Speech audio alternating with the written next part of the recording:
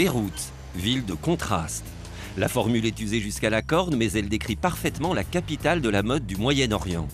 Dans une ville sous tension, les couturiers libanais jouissent d'une aura internationale. Leurs clientes sont fidèles, et même si la situation politique est instable, la région semble bénéficier d'un pouvoir d'achat intarissable.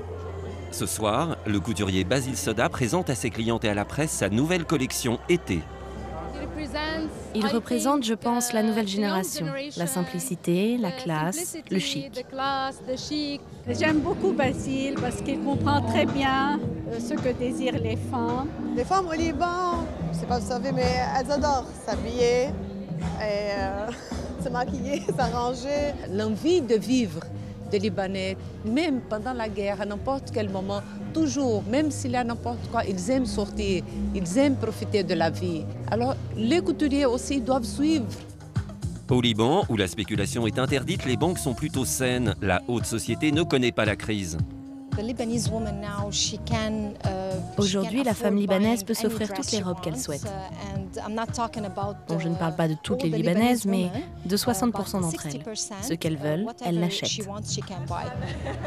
La mode libanaise, très haute couture, ne se porte que lors des grandes réceptions. Au quotidien, les femmes préfèrent exhiber les griffes européennes. Quand vous voyez une femme dans la rue, vous savez directement qu'elle vient du Moyen-Orient parce qu'elles ont un stéréotype. Elles sont pareilles, elles ont les cheveux toujours impeccables, elles sont toujours super impeccables, elles sont toujours impeccables et elles se ressemblent. Les couturiers libanais doivent affronter ce double problème, modifier les habitudes de leurs clientes et se débarrasser de cette image de fournisseur de robes de bal. Nous avons d'une manière créé des maisons de couture avant de créer une image d'un créateur, si vous voulez. Pour nous, la couture, c'est de l'art, mais en même temps, c'est un art accessible. Donc, on doit vendre nos robes. Donc, ce n'est pas un exercice de marketing ou image, si vous voulez. C'est un peu les deux. Ces maisons de mode maîtrisent le savoir-faire couture. Elles tentent aujourd'hui à maîtriser les outils nécessaires à la diffusion internationale d'un prêt-à-porter de luxe. Elles veulent devenir des marques désirables. Notre but, c'est de créer des maisons et des marques. Donc la trajectoire qu'on a décidé de faire, le prêt-à-porter ou ça, c'est pour créer une marque indépendamment de la présence du créateur qui a fondé la maison ou pas.